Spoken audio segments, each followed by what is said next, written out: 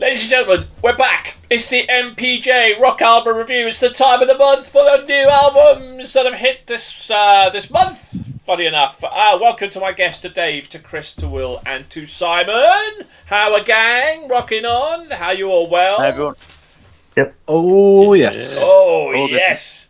Are you ready for today's battle, my friends? Of course we are. Let's tell people what today's battle is all about then, shall we? Saliva with their new album Revelation, and TesseracT with War of Being. Dun, dun, dun. If you're new to the show, this is what's going to happen. We're going to listen. We have listened to the albums. We're going to rate them out of 5. We'll have a little chat about them. Rate them out of 5, and then decide which album we're going to spend our hard-earned cash on. But more importantly, once they get rated out of 5, will they hit the 20 out of 25 mark, get into our Hall of Fame? Will they get shortlisted for Album of the Year? Because it's coming up quick. Let's find out, shall we? Who have we got? Saliva. And apologies if I spit this out, but obviously it's going to happen. Saliva is an American rock band formed in Memphis, Tennessee in 1996. Saliva's released their self-debut album in 1997 through Rocking Chair Records, label owned and operated by Mark Yoshida, whoever he is. The release was recorded and produced by Bill Pappas and Rocking Chair Studios. They were signed to Island Def Jam Records and went on to release a second studio album. And they keep going on. So, in short, right, they consist of Bobby Amamaru, Brad Stewart, Sammy Bishop, and they've done quite a few albums. But there we go. And they've been on the top Billboard 200 in 2002. So, have we heard of them? Let's find out. Let's go to Chris then first. Chris, then. Saliva, heard of them? Seen them before? Come across your path? Talk to me. Yeah, very much so. So I used to listen to... I kind of got into Saliva again while I was at uni, so early 2000s. So Every 6 Seconds and Back Into Your System were a couple of albums that I knew from back in that sort of time. Kind of fallen out of my playlist over the years, not for any specific reason. It's just that they didn't show up as much on the mixes when I moved away from buying albums and stuff. But yeah, so I'd class myself as a casual fan of Saliva, and so this was actually quite a nice one to see on the list for us to listen to. Is it a great Saliva album? No. Is it a good Saliva album? Yes. It kind of fits quite nicely into their wheelhouse around what Saliva do and who Saliva are. I don't think there's anything too groundbreaking in this from when I was listening to them when I was younger. So it's just kind of a bit of nostalgia there for me just to listen to them again. And it's a solid album. I wouldn't pull out any particular songs as being special high points. It's just possibly that's just because the album as a whole is pretty good. But it's not great. It hasn't propelled them back into my I have to listen to all of Saliva again list, but I will be, because in fairness they come around every so often. So but yeah, no, it's a good album. It's a solid album, and I would definitely listen to it again. So it's not an album that will want to listen to your back catalogue, but it is an album because you are going to listen to your back catalogue because of this album. Have I put it in there yet, and have I pushed myself to listen to Saliva again recently? No, apart from this album. Will I go back to Saliva? Yes, because it has reminded me of a few of the songs that I used to listen to when I was at uni that are going back into my uni listed playlist for when I feel nostalgic for the early 2000s when I was 20 years younger. And there you go. So, go to Dave. Dave, what do you think of Saliva? Come across them? Yes, yeah, again, early 2000s, so yeah. They were about, I think they had songs in a couple of films like Fast and Furious and a few others. Yeah, I mean, this was, again, it was a bit of a nostalgia trip because I hadn't really heard anything of them since that sort of time period. I mean, it's an enjoyable hard rock, sort of nu metal album, musically strong throughout. I would pick out a couple of highlights. For me, Die Before You Fly and Friend in a Bottle. It does become somewhat repetitive, though, and it is quite telling that there wasn't a great deal that I could find to actually say about this one when I was writing my notes. I think I can sum it up best with just saying it's slightly above average. Talking about somebody who is slightly above average, Simon, Saliva, they've been on your radar in the past? Oh, yeah, definitely. This is another nostalgia trip. I'm only really familiar with their sort of like their bigger hits like Click Click Boom and Always. But yeah, this is the album is just good for me. It's just good hard rock. They sound great, almost identical to how they used to as well, which is surprising. And then with the album, they mixed in like there's like the ballad-like songs with like "I Belong," which I think made the album quite nice to listen to as a whole piece. But there is just something a little lacking from the album. I don't actually, none of the tracks stood out in particular for me, like as fantastic songs, which is a shame because it did sound good overall. And similar to Chris, it's made me want to actually go back and listen to their back catalogue, which I will do after this at some point. So, yeah, it's good. William, now distinctly better than average. Let's you spit this out then for a bit of saliva. Now, I too am obviously very nostalgic of the early 2000s and all the music I consumed in those times. When you were a wee baby in yes, in I consumed so much Saliva back in those days that you don't even know. I don't know. Yeah, I mean, I don't know what else to say really about it.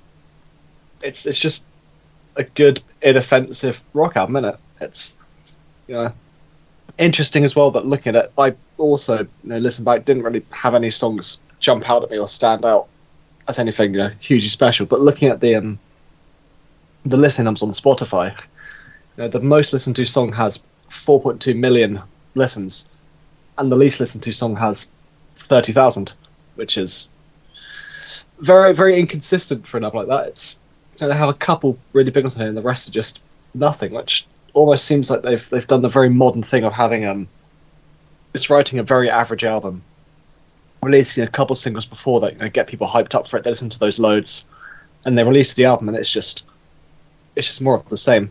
So no one listens to the album because they've heard the whole thing in those 2 or 3 songs, which it's a bit sad seeing bands and artists do that. Not really bothering to write a good album anymore. It's just like, oh look, people stream so much, I don't need to put all that effort in. I'll just write a couple, decent songs, and then that's it. But yeah, it's an inoffensive rock album, isn't it? Yeah. In terms of your comment, mate, that's been going on. It doesn't matter about streaming. That's been going on from time immemorial. That they've released their better songs, and then the rest of the album could be absolute tash. But I feel like that's streaming's definitely made it more apparent because you don't have to pay all the money to get them made on records either. You just put a song onto Spotify, and that's why we're here, mate. Only have any singles, isn't it? And this is why we're here, Will, to siphon out the great albums, to siphon out those albums that go beyond just a few hits. So, Saliva. For starters, Trish adored this album. It hit her sweet spot. She absolutely loved this album to death. I'm certainly more on the lines, I think, of Simon. I think this is... I passed me by. That's the period where... When new metal hit the scene, that it wasn't at the time my real cup of tea, and I kind of went away, and I wasn't at uni. I was working, and I'd lost, came out of the loop of music really, and so they that kind of passed me by. So this is new to me as well, and I thought it was really solid. I loved it. It was a really good, really well produced, great music, great vocals, really, really well produced. Nice balance to the album between kind of hard rock and soft rock. It had a lovely balance about it. Warzone for me stood out. I thought it was an absolutely terrific track. But it was, and I go along with it got a bit generic. Not overly so, but from a standout album to a really good album it was just really good, but it was outstanding. I did get a little bit generic, and it was a tiny bit of rinse and repeat in there, but thoroughly enjoyable. Absolutely loved it. It was like I thoroughly was rocking, head banging away to it. It's absolutely terrific. Definitely worth a listen, 100%. So who are they up against then? Well, they're up against a band called TesseracT, and we emphasise the T because the T is with a big capital at the end of it. So. Hey, we see what you need. And their album, War of Beings. But who are they then? Well, the members of the band for TesseracT are Akhil Kahane, Jay Posthones, James Monteith, Amos Williams, and Daniel Tompkins. Authorised as TesseracT, often styled as TesseracT, an English progressive metal band from Milton Keynes. Ooh, there we go. The band formed in 2003 consists of, well, we've told you who they are. The band currently signed to Gyroscope, and they were credited as one of the bands a pioneer of the N-Gent movement in progressive metal. I'm hoping that one of you lot are going to tell me what the hell N-Gent is. So the least likely they will tell me what N-Gent is Dave. So we'll start with you, Dave. And we'll tease the audience till we get to some of the people at the bottom and say. But anyway, tell me, what do you think, TesseracT? Bit of a musical journey, this one for me. Unfortunately, that journey was very much downhill. It started really, really good at the beginning. I quite enjoyed it. I was like, I could get into this. And then the more and more it went on, I was just like, no, I'm not having this. If I was to make a list of the things the world doesn't need, progressive metal would probably be on the list there somewhere. Though I did like on Amazon Music, the way that they described it was cerebral progressive music. Progressive metal, and I was like, I'm not sure what makes it cerebral, but there we go. Bit too much shouting vocals for me.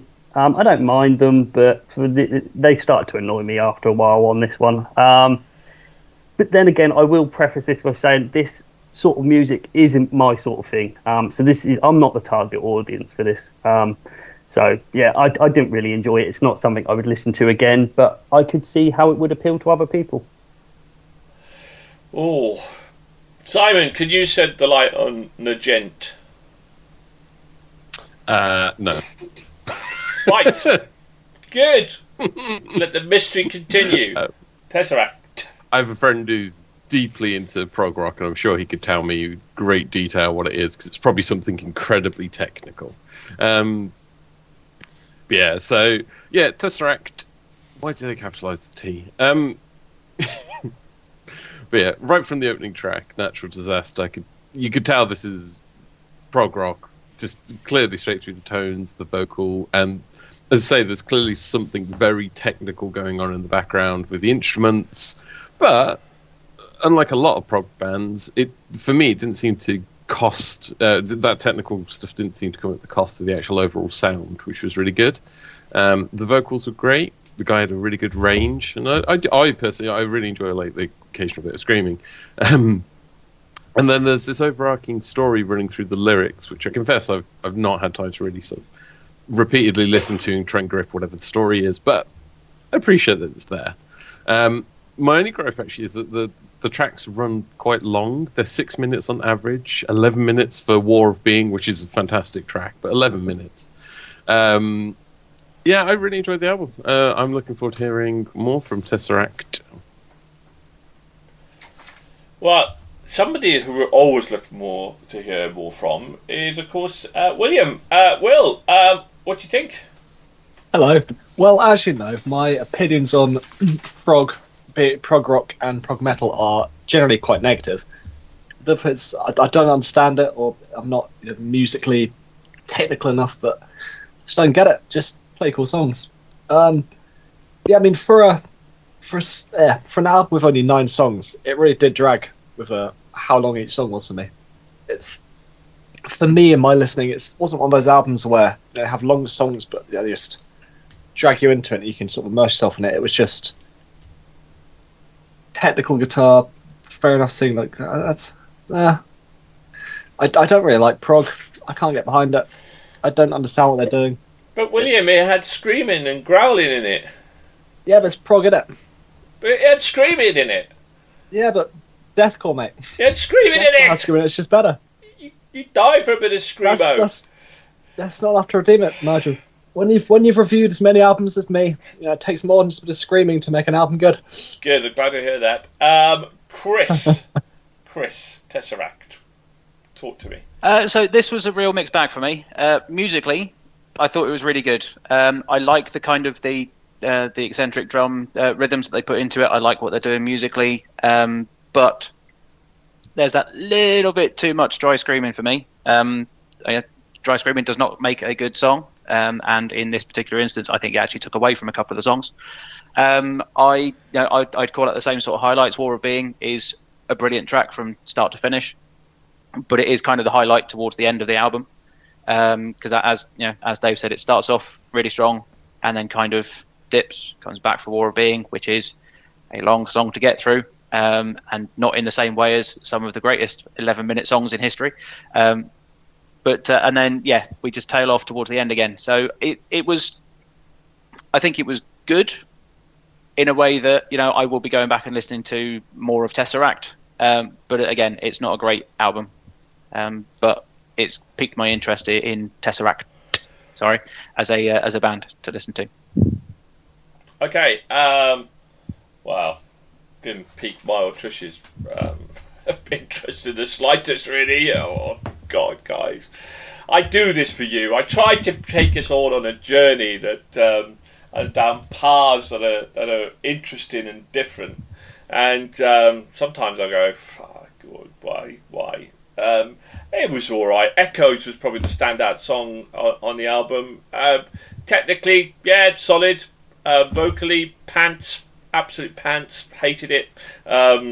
Apart from Echoes, I don't have screaming. You said dry screaming, Chris. What the hell's dry screaming in terms of just scream out? So it's the sort of the more growly side of it, where it's a term that I picked up from someone else, and it's effectively all of the really sort of the growly deep stuff where you can't hear what they're actually saying. Growlo, the screamo and growlo. So you're talking about growlo, as I term it. Well, those are your old people terms, but yes. It's growlo, isn't it? It's just and it's a shame because some of it, a War of Being 11 minutes. Oh, get over yourselves. If because I wouldn't have put it down as prog rock apart from the fact that it was a song 11 minutes really. Everything else was pretty snazzy and it was technically okay, but I wouldn't put it prog rock. Well, I tell you what, let's do an 11-minute song and we'll call ourselves a progressive metal. That's the way I felt anyway, but I just didn't cut it for me. It was just okay, very average, but musically I think they could be fantastic if they just were in a prog metal band, really. So, but I think there's enough in there that is borderline. Okay. No, just in case you're interested, Gent is a form of heavy rock music featuring complex rhythms and distorted low-pitched guitar sounds. Apparently, that's fine. I like that. There's quite a lot of really good Gent people out there that we've listened to this year. Right, okay, who are we going to buy then? Will it be Saliva? Will it be TesseracT? Let's find out then. Chris, we started with you. Let's start with you then. Saliva. Saliva was 3.5 for me. Dave. You're muted, Dave. You're doing to me. Oh, I was going to let him carry on for a couple of minutes. Slightly above average, 3. Simon? 3.5. Will? The same as my two beautiful long-haired bearded friends, 3.5. Oh, that's pretty solid. Well, Trish wanted to give it a 5. I would have given it a 4. We settled in the middle of a 4.5. So pretty solid all round, really. So we're looking at 7, 10.5, 13.5, 14, 18. Oh, Jets outside the horror. I mean, that's really good. That's going to be top. Well, we're top 75, I think, or somewhere in the region of that. Let's find out then. TesseracT with a T, Chris. So 3.5 for this as well. Oh, and what were you going to buy? I think it would be TesseracT because I've already got some Saliva on my shelf already, and I need to clean it up a bit. Fair enough. Dave. 1.5. 1.5. He goes to buy Saliva. Simon. 4.5. Wowzers. Okay, that's a big score. William. 1.5. William, it had Screamo in it. Prog does not need to exist. You're right. Distinctive average for me and Trisha, 2.5. So we've got 3. We've got 3, 7.5, 8, 11, 12, 14. So it's above average. It's above average. But we would buy Saliva, Chris by TesseracT, Simon would buy TesseracT, and the other two would buy Saliva. Saliva wins it. It's another close battle, 3-2. But Saliva obviously outscoring as well. So congratulations to Saliva. That's where we're going to spend our hard-earned money from. But solid shout out for TesseracT. You've split the panel a little bit there on the score. So thank you very much. Thank you to my panel for today. Thank you to Simon, to William, and to Chris, and to Dave. Please like and subscribe our channel. Check out our YouTube videos. Thank you very much, and keep rocking, and goodbye, everybody. Bye. Bye.